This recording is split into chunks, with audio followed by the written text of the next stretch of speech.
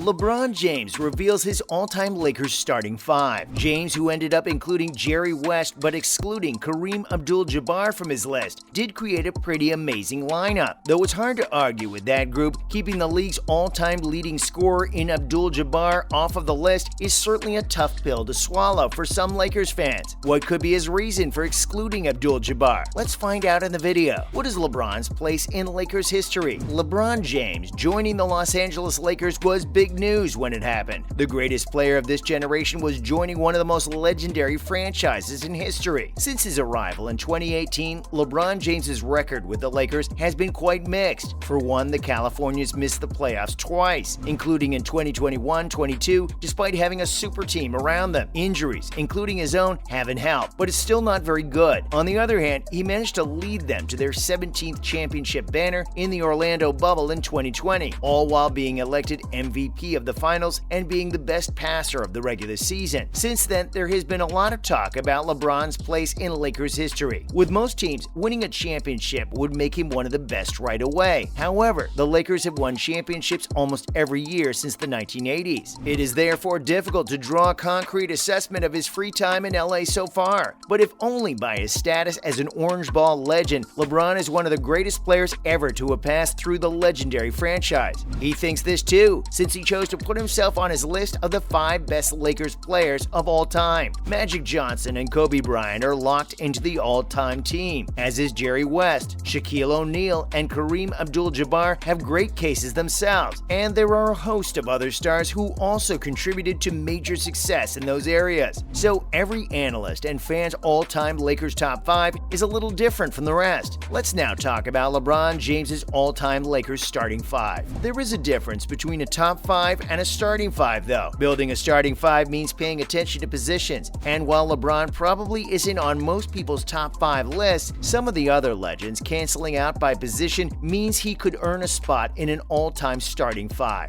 And LeBron seems to think so too. He once included himself in the Lakers' all-time starting 5. The all-time starting 5 for the Lakers? I'm going Magic to 1, Jerry West to 2, Kobe to 3, myself to 4, and Shaq to 5. LeBron James highlighted. Notable by omission is none other than Kareem Abdul-Jabbar, one of the greatest players of all time and a mainstay of the Lakers' Showtime era. But it's something LeBron also addressed at the time, explaining why he would choose Shaq. According to LeBron James, and I quote, Shaq is so dominant, man. I love Kareem too. I can't even face that. But Shaq is so dominant. We need a big one because I'm playing 4, so we need a big one. AD has already made it into the top 5. Well, put AD in. Get me out. LeBron James may be close to surpassing Kareem Abdul-Jabbar's points record, but he'll need to earn a lot more before he or AD can be on the team on the legendary cross. Shaquille O'Neal's presence makes sense, so it's not like LeBron James's answer isn't valid. Either way, Lakers fans will always have a lot to say about a roster like this. In other news, let's talk about Victor Wembanyama being the greatest draft prospect since LeBron James. To say that there is a lot of hype around Victor Wembanyama would be an understatement. It is not that the French player is projected to be the next number 1 in the 2023 draft, but rather that he is one of the most anticipated promises that the NBA has seen in a long time. To put it in context, Wembanyama was recently measured and the data showed a height of 7.4 feet and a wingspan of 2.43 centimeters, 8 feet. That's some huge dimensions that should allow him to score any ball near the hoop without further complication, as well as protect the paint like no one else. But this is not a traditional interior, and he has an interesting jump shot and the ability to create with the ball. If asked, he'll say he has some Kevin Durant, Giannis Antetokounmpo, and Rudy Gobert in his game, meaning 2 75th anniversary team members and a 3-time Defensive Player of the Year winner. There's no doubt that Wembanyama has all the tools to be an NBA superstar, but is he the greatest prospect the league has seen since LeBron James in 2003? When I think of some of the most anticipated projects since LeBron, my mind immediately goes to guys like Anthony Davis or Zion Williamson, and I think Wembanyama is further along in his development than either of those two. AD was a phenomenon in his freshman year at Kentucky, leading the Wildcats Wildcats to an NCAA championship. But despite his dominance on the defensive end, averaging 4.8 blocks, there were many questions about how his offensive game would translate to the NBA. While he eventually became a true inside-out threat, Davis wasn't able to handle the ball or create his own shot as smoothly as Wembanyama. As for Williamson, as physically dominant as he was at Duke, there were always questions about his ability to defend in the best league in the world. Due to injuries and unavailability, those questions remain unanswered to this day. The only concerns around Wembanyama are related to durability, which is unavoidable for a person as big as him. When it comes to his talent and skill set on the pitch, there aren't many obstacles the Frenchman can't overcome. Wembanyama's unique physical profile and gift for the game